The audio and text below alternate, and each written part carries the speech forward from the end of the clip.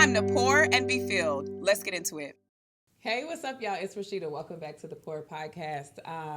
Y'all, these episodes have been so good. How about that last series with Pastor Jackson? I still cannot get it out of my head. I got another guest here, Tamise Cross. Hey. Welcome. Thanks so much for joining.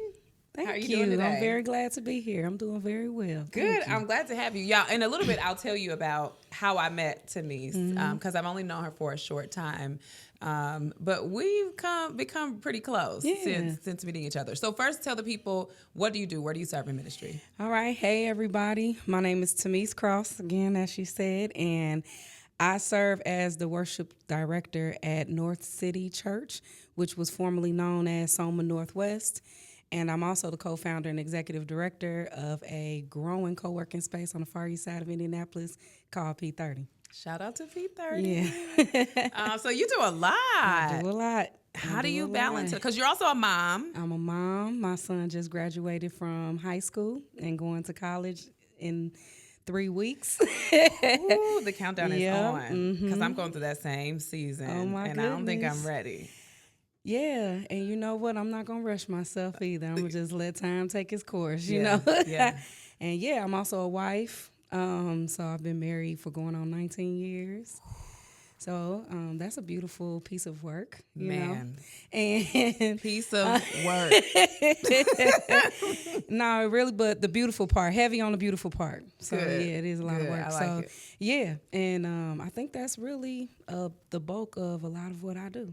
So with all of that you have going on, the marriage, the mothering, the ministry, the work, we can't forget about all the other hats that you probably wear outside of that. Burnout. Have you ever experienced burnout? And if so, how did you manage? What'd you do? Yeah, so I have experienced burnout. And since I am plugged into a lot of huge areas as far as running a co-working space and being a leader of our church, and I'm also an elder's wife as well.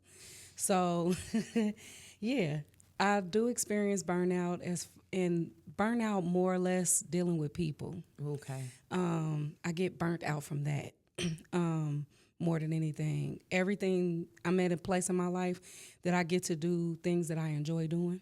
So, like for instance, running a co-working space, I'm blessed to be able to live out my dream and just live it out as it is, you know, I'm sorry. No, you good. Living it out as it's just playing out in order to live an impactful life. Yeah. And that's what's important for me, to live out my purpose in life, but also serving in worship. I'm a sing and worship if I'm in the pews or if I'm on the stage, so it really doesn't matter. Yeah. So I get to do what I enjoy doing. It's just doing it with people that could rub me the wrong way, or if I'm not continuing to keep my mind on who I am and why I'm doing what I'm doing, I would want to withdraw from people, you know, and just, that's where a lot of burnout comes from for me. So I want to dig into that a little bit, especially the withdrawing from people. A lot of people think that I'm an extrovert. Like many people who know me think that I'm an extrovert, and I'm actually not. I'm not a people person. I actually get lots of anxiety when I have to deal with a lot of people and be around a lot of people. But serving in ministry, that's a thing of people, right? What do you do when you feel? Because I do sometimes feel like I want to withdraw, right, and hide and go away, right? But then there's that battle of I'm passionate about doing ministry. So what happens when you're in that space that you want to withdraw? I actually do. Yeah. I do, and I explain to people when I come back out. I just let them know that I was overstimulated. It was a lot of communication going on, and I had to shut down. You know, I apologize if it comes off offensive to you, but I had to do what's healthy for me.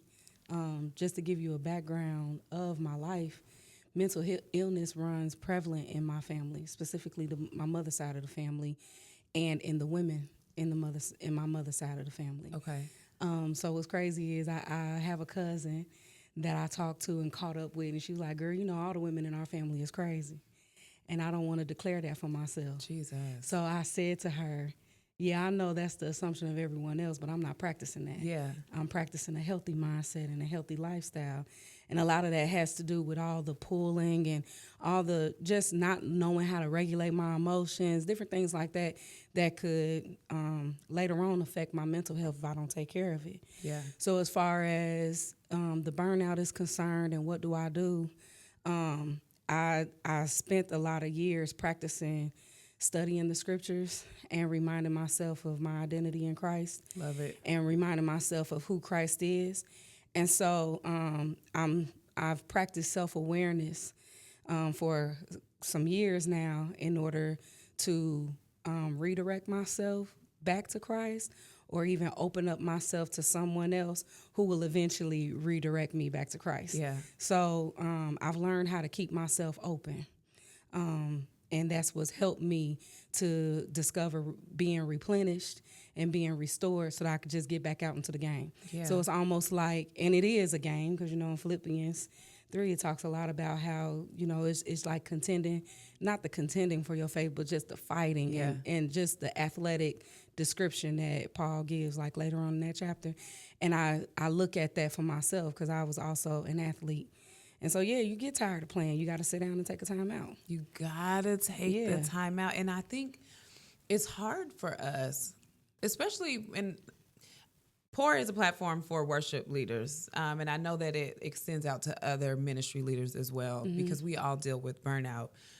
But there's something about the creative, right? And how our identity oftentimes is tied to what we do. And so it makes it that much more difficult for us to take that step back, to withdraw, and even to be honest and say, I'm not feeling it right now, right? Because it's like, well, what does that mean for me as a singer if I'm not feeling singing, right? And I think it's really hard, but having the courage to do that, especially as a leader, right? And being able to model that for your team so that as volunteers, they can do the same thing. Because if not, we'll run ourselves dry. No, seriously. And we're going to be the petty Christians that people experience and then walk away from Jesus because they dealt with a part of us that we were off. Yeah. You know what I'm saying? And all we had to do was sit down and rest. Just sit down, be quiet, withdraw, take your time, like all of those disciplines of getting rest. Like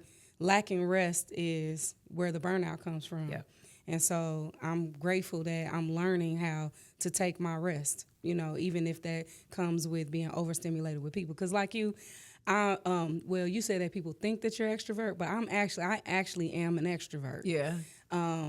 And I'd say I got a little bit where I need to withdraw sometimes because you have people with demands and expectations, and they forget that you're human. And because they're so human and you're not, they could treat you, talk to you, deal with you any kind of way. And that's where my burnout comes from, because really I am doing it for the Lord, but then I'm doing it with you. And then if I start to get to not liking you or just starting to take things personal, then I know then I need to sit down. Like, I need to get myself together. Right. But I'm grateful I was able to, learn. I hadn't always practiced that.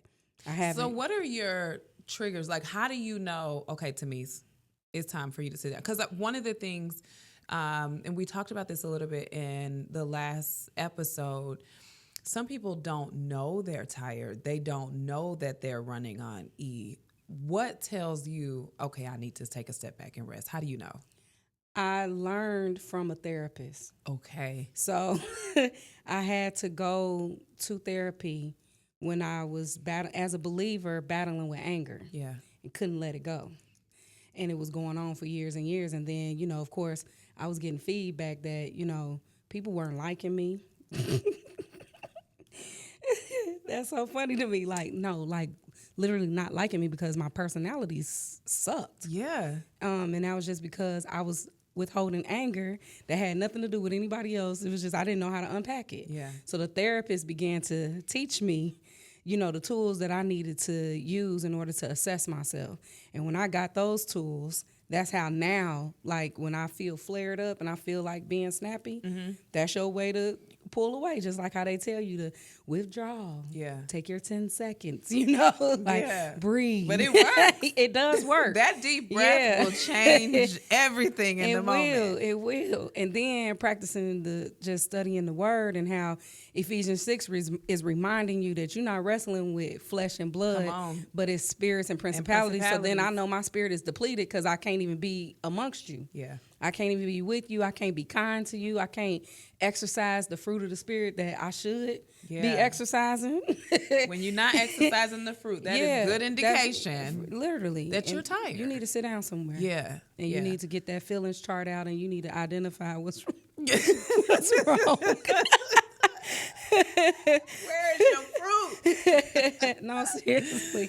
No, that's good. Yeah. That's good. Okay, so y'all, I met Tamise actually here at the podcast studio because we do record at P30.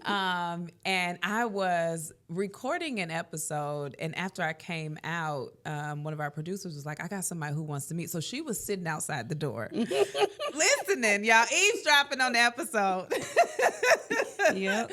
And we were going through the POUR system. For those of you who don't know, the POUR system is set up for you to combat burnout, to address it, and then also find ways to avoid it. So check it out if you haven't already. But so she wanted to know about the POUR system. She wanted to know like how she could get this in front of her team. Because one of the elements of POUR is I will go in to worship teams and we do workshops and we build the team up and we teach the system. And we for your team, I think we did spiritual gifts. Yeah. We played the blending game, which was real fun. Yeah. So tell me about why was it so important for you to resource your team at that particular time? Because the timing felt like it was perfect. Because you had actually told the team you were going to have a workshop. Yes, I said I was having a workshop and I was about to plan it. And she didn't have a speaker. Because I was going to plan it and do it. And that's just, like I said, just opening myself up to people. Yeah. When I heard what you was doing in here and I was talking to Wendy out there, I was like, I need to talk to her because it was divine. The Lord's like, there's burnout. Yeah. Like if I make myself do it, knowing I don't have the time or anything, and I'm making myself because I can, then I can still just deplete myself because I'm just doing what I can, not what I'm supposed to do. Yeah. So it was just like hearing about you. I was like, look at the Lord. Just giving me the person that could come and articulate everything that I want to share. And it doesn't have to come from me. And that's a great thing, too, because as a leader, you see people, and they talk to you all the time. They're used to your voice, and they're used to what you're going to say, almost to the point where they can drown you out. Because they're always hearing it. Right. So if you have a fresh person that's coming in communicating the same thing and we on the same agenda, we just trying to build up worship leaders, know? Because we're really like the first out in combat. Man. You know what I'm saying? Like the worship cannot go separate from church function. That's everything apart. Worship is not elevator music, just setting it up for people to just get in. Facts. Like this ain't your worship over at 12:30 so I can get to church by 12:30. And just hear the word. No. Yeah. That's like worship is the preparation for you to receive the seed that's coming forth. So with that, we doing a lot. Yeah. And so getting to know what you were doing, that was a great opportunity to bring you in. And I'm so glad you did because so many people were liberated. Good. And you prophetically led that session when you communicated to even one of my team members and told her that her studying need to be on faith because the day before that, she communicated that she was struggling with her faith. Jesus. And you not knowing who she is at all. I had no idea. I know. And that was a moment for the team to see the Lord at work. Yeah. Not just within our team. Because sometimes if we so limited to just the people we around, we don't even see the Lord at work. Because we didn't let other people in to show us that, he's about his business. And he's trying to get us together and get us accustomed to being connected to his word so that we could be who he called us to be. Man, that was so divine. Yeah. Super powerful. God is so good. Man, that's crazy. I think even in that, your leadership and being able to say, I'm going to bring in other resources. I'm going to bring in other voices. That's so important. It is. To worship teams, right? And building them up. And I mean, I think it helps them know that they're loved, that they're cared for, and that beyond your gift that you bring to the platform every Sunday, I care about you as a person. Yes. And that's huge. Yes, it is. Yes, it is. Like, especially that spiritual gifts assessment that you shared as well, because there's a lot of churches that don't have an opportunity to really they don't dig into that. Right. They don't do that. They're like, oh, you can sing. Great. Yeah. Sing. Right. But I don't know that your gifts are faith or mercy or shepherding, right? And so how do you take those gifts and not just sing with the talent, but apply them to what you're doing on the platform? And I say to people all the time, my gifts are at work even when I'm not singing. Right. Like, I'm an exhort at the supermarket because that's just who I am. Exactly. Leadership is a gift. I'm leading at my day job because that's just who I am. And the more we understand about our gifts, I think the more effective we can be. And then we get to do ministry everywhere. That's what we're supposed to do. Yes. Right? That's what we're supposed to do. And I think as worship leaders, sometimes we think it's limited to the platform. Yep. And I do more work off the platform than I do up there on Sunday mornings. And especially as a leader, when you have a team, it's more work than just sending out songs. Yeah. It's calling your members. Talk about it. And asking them how you doing. Yep. Not what can you do. It's like not making your worship team a transactional moment or a gig. It's making your worship team understand that we are a part of the equipping of the body. Yeah. We are very much important, just like the elders. Yeah. So the preparation, like in the pour that you shared, that's the same preparation that the sermon, the preachers and the elders have to do to bring us a word. That's right. So we that's gotta the prepare same with us too, right? And then when you gave the tool of the spiritual gifts assessment, it was powerful for me because now I get to reference that. Yeah. All right, we're about to get ready for this upcoming Sunday, but don't forget your gift. Yeah. And how can you bring your gift and your voice to Sunday? And it helps to know all like the diversity of the gifts across your team, even when you're putting a team together, right? When you're going out to war, it's like, okay, I got this on my front line, but I'm missing mercy. Yeah, right. I'm missing faith. Like I need faith. And so then it goes beyond just give me 3 sopranos, 3 altos, 3 tenors. It's like, do I have the gifts covered? Right. That's powerful. Man, because now we go to war equipped with everything that we need. We got our armor on. Yeah. Right. And with our gifts that help us in those seasons of burnout.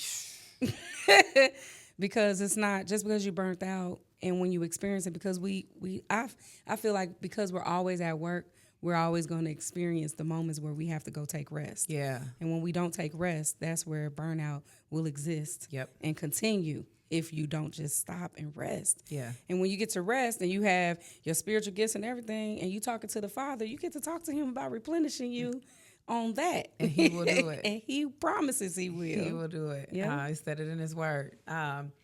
Okay, so Pastor Jackson, my pastor, when I sat down with him, one of the things he brought up was sometimes he will see leaders or servants or volunteers who seem like they need rest. And sometimes we don't know, right? Like we talked a little bit about when I asked you what your triggers were. There are some people who just don't know that they need to rest.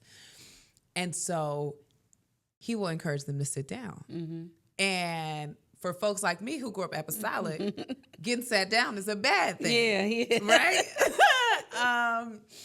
Do you ever, or have you ever had to like have someone in your team sit down, even if you use different language, but have you ever had to encourage folks to rest? And what does that conversation look like? Not so much sit down. Okay. But I had to encourage my members to tap in. Okay. So, because you just running off of energy that's not connected to the spirit. It's just running off of your own energy. So, I hadn't had the opportunity to necessarily sit anyone down or tell them that they can't serve because they need to rest. But I have said, hey, you need to, let's do a devotional together. I like it. So instead of like telling them what to do, I'll say, hey, can I walk alongside you? And let's do this devotional together. Because you know how you got a devotional on you version. So yeah, let's do this devotional together. and have dialogue on that little chat section, just so that I could let you know, like, I see you and I see that something is going on. And if you're not sure, like, how to identify that, maybe we can unpack that as we do this devotional together. So I could find myself sometimes, it's funny, but it's like 3 to 4 devotionals I could do a week, depending on who it is. Yeah. And I'm trying to think about how to like just do one instead of doing all these separate ones. But everybody got different needs. Yeah. And for me, it makes me feel like that keeps me connected to the Father anyway. Yep. So, you know, it isn't like, I'm just doing this devotion, so I'm not doing this other devotion. But it's like, Lord, I'm open to, because you called me for this. So I counted the cost. So sometimes that might require me to read more than watch TV. Yeah. Or, you know, whatever the case. So that's how it is. I like it. Don't sit down. Tap in. Yeah, get that devotional. I put my whole worship team on a devotional together. Really? Mm-hmm. And if they not, and I could look and see who's doing it. So if I notice for 3 days straight you haven't been doing it, I'm reaching out like, hey, what's up? You okay? That is good. Yeah. Because again, we're in combat. Yeah, we are. And you're my battle buddy. So if you're not reading the word, what you doing? Yeah. Oh, I got this other devotional. Yeah, but you committed to this. Why you say yes? So then I just asked, why did you say yes to this if you had another devotional? We could have talked about it. You know, so I just invite people to do that. Like, let's open ourselves up and show ourselves to one another, because the Bible says that we're supposed to live our lives as an open letter, ready for people to read. So that's for us too. Yeah. Mm-hmm. That's good. Yeah. Okay. All right. Okay. So we were talking a little bit. I might have to pull up our text because y'all, I'm telling you, Tamise is my girl now. The Lord had a divine moment on Sunday. On Sunday morning. Like, it was wild. Yes. I mean, Tamise was all in my business. Literally at the same time. Like, I think I said something. I said, because we were talking about listening. We were talking about obedience. Yeah. For those of you who know me, if there's a point in the system, in the poor system, that I'm getting hung up, it's the O. Yeah. Right? And so I'm going to read this. It said, just listen and obey. I love this because she was talking about the obedience with Noah, right? And I said, I literally had to talk myself off a ledge at 3:30 this morning. I was nearly in full-on panic mode. And she said, wow, for the Father to be intentional about us, girl, because I didn't go to bed till 3:30. Mm-hmm. Like, yeah. And God was dealing with us about the same panicking thing, that panic. Yeah. Girl. And like, you had no idea. Had no idea. But that's what you said to me. And it spoke to me so clearly. And again, this is just like evidence about how divine God is. Yeah. Like, and for me, what that was is connection is so important. Yeah. Right. And I think it's very easy for us to isolate ourselves in ministry, and not find connection to the right people who, because in that moment, I felt comfortable saying, I felt like I was having an anxiety attack at 3:30 in the morning, like panicking, literally overthinking every possible thing. Right? I felt comfortable saying that to you, and then you could minister back to me in a way that wasn't like, girl, you know better, you trust God, right? Yeah. And that's we got to remember that we're human. Yeah. You know, like, we leaders, but we're also human at the same time. And we got to learn how to balance the both out. You know, we can have our human moments and then allow another leader to come in our life and remind us of who we are, so we can get back out there in the game. And walk this thing together, because it gets tough. And I think the more we can be honest, right, about that, but it takes I have to trust you. Yeah. I have to trust that you're not going to judge me when I say, hey, I'm struggling with this, whether it's mental illness, whether it's lying, whether, whatever the thing is that I'm struggling with. If I trust you enough to say that to you, then you can help hold me accountable. And I know you're not doing it in a judgy way. I know you're doing it because you love me. Yeah. And we got to just walk this thing out together. Amen. And with that word trust, right? Because that's been a big challenge for me. And that's been something I've been hearing more often, especially since I started P30. Because before starting P30, I struggled with operating in leadership. Okay. I would have rather not. Really? Yes, because I knew that I was held accountable for the decisions that I made or anything that I had done. And I didn't want that responsibility. Okay. So I would prefer to not be a leader. I'll be a co-leader, but not the leader. Yeah. And I remember having an experience with the Lord, and he said, Tamise, do you think I'm good? And I said, of course, Lord. I'm just driving. Like, of course I think you're good. While I'm driving, meditating and stuff. And he said, yeah, but you don't think leadership is good. And you said that you think I'm good, and I called you to be a leader. Oh, God. And you don't think leadership is good. And I wept. I wept. God. He said, because I could choose anybody, but I chose you. So if you are going to overlook what I chose you to do, then I can go and choose someone else. Jesus. If he wanted to, he could have. He didn't even have to have that conversation with me. He could have just walked away from it. And that's just a kind father that knows so much about you and remind you how you could trust him in your leadership. Yeah. So before trusting people, it's trusting him. And then after trusting him, it's trusting myself. And then after trusting myself, I don't care about the people that I'm sharing with. Because then after that, I get to know where you at and your trust in the Lord. Because if you come back to me like, now you know better than that, then I feel like you're not sharing the same heart my father is sharing. Yeah. Because even when Mary and Martha was getting ready to go to Lazarus' tomb, and they were full of emotion, Jesus shared in that same emotion. He did. Yes, he did. And he let Mary be honest. Yes, she he said, did. you should have been, had you been here. Yes. Right? And so what that says to me is I can show up Yeah. just as I am. Right. And that's the type of people that we need to be for one another. We need to be that. Like, right?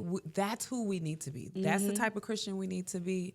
Right? That's the type of approach we need to bring. Like, because he wasn't like, when she said you should have been here. Yeah. He didn't correct her. Right? He didn't discipline her. He didn't judge her. No, he wept with her. He wept with her. Yeah, and that's what we have to do with one another. Yeah. And I'm grateful to have that experience of the Lord correcting me even in my overthinking. And he was like, don't panic about the things I create for you. Yeah. I created it. I'll take care of it. Do not panic. And that was powerful to me, especially when you read all the phrases in the scriptures. Do not be afraid. Do not be afraid. Yeah. Man, that's good. Yeah. Because sometimes panic is just easy to do. Yeah, it is. Yes, it is. Sometimes panic is easier. And then the enemy want us to hide in it and then front and perform when we get on stage. Oh, my gosh. And like the worship leading part is it's just an honor that the Lord want us to publicly display our private worship with the Lord. Yeah. Like that's really what all it is. That's all it's it is. not about all the fancy, fluffy stuff, smoke and mirrors and all that stuff. It's not about none of that. Yep. It's all about publicly showing people how you show up to the Lord. Yep. And so the more you do it in private, The more you do it in private, the easier it is to do in public. Yep. Because now I'm doing something that's natural. Absolutely. For me. Absolutely. Like, this is how me and God kick it. Yeah. And now I'm kicking Yeah. it with him in front of y'all. Yeah, yeah. And that's what it is. I was like, wow, Lord, you really want me to do this in front of everybody? Because I remember I almost withheld myself from sharing my gift. That's very easy to do, I think, because you see other people do it. And you see the impact that they have. And I think it's very easy to fall into this mold. And you're like, oh, this is how worship leading is supposed to be. Yeah. Right. Because when I get up and I'm leading worship, I can be very silly. And I jump around and, I say silly things because that's what comes to mind. But that's also the way I talk to God. Yeah, right. yeah. That is me in my prayer life. And I used to feel like I couldn't do that. Right. And God is like, but I made you. Yeah. So why would I want you to get up there and Do like somebody else. don't do it like them. You don't have to do it like them. You don't have to sound like them. You don't have to look like them. Be silly. Yeah. Be your silly self. Yeah. And it was so freeing. So now I get up there, and if I'm leading worship, you don't know what I'm going to say in this mic. Seriously, yeah. it won't be out of pocket, and it's gonna align with the word, Right. But it's gonna be with my personality attached to it. Absolutely. And it's for the one that need to see it. Yep. Because even if it's one, you know what I'm saying? If it's just one. Because he's like, I'm going to leave 99 for the one. And what if he use you just for that one? And that's enough. Yeah. That's enough. Yeah. Good. I love it. Okay. Okay, so let me ask you this. This actually would be a good question because I know the worship experience that you guys have is much different, I think, than many churches. So I was going to ask you, I had someone, John Harris, who's a worship leader at Heartland. We called out 3 songs that we never want to hear again. And I was going to ask you to add to that list because he says there are about 10. And I think we named Every Praise. We named Chasing After You. And He's Able. He's able. Because I was about to say that one. Were you going to say He's Able? I was about to say that one too. Yes. I'm so sick. I'm so sorry. I mean, those are good songs. But what would you add? What would you add to the list? I'm trying to see because you named those all the are ones top I was 3, going right? to add. Yeah, let me see. What's another song that I don't never have to sing that song again. Dang. You named all of I think those are the top 3. Those are the top 3.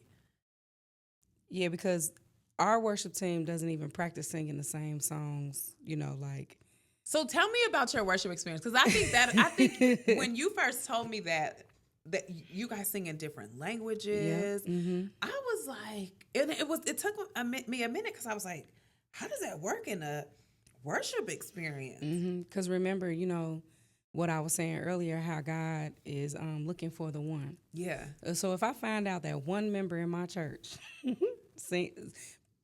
probably speak another language, then I'm going to try to throw in something that's probably going to align with that because I'm always thinking about who's in the audience. Yeah. So I'm thinking about those over 60 that's in the audience. I'm thinking about those who are younger, and I'm trying to diversify the list every Sunday to fit every one of those. So, we have Spanish that we have incorporated in our worship.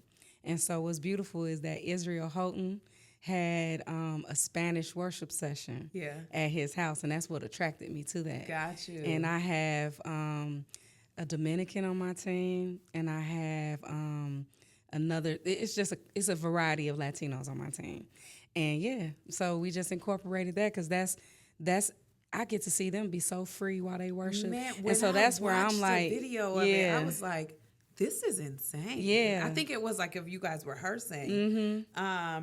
And it sounds so good. And I speak a little Spanish, but not enough to know what they were saying. But I still felt the presence of God. Yeah, because it's important that everyone get to be a part of a worship experience. And we get so used to only doing it according to our style.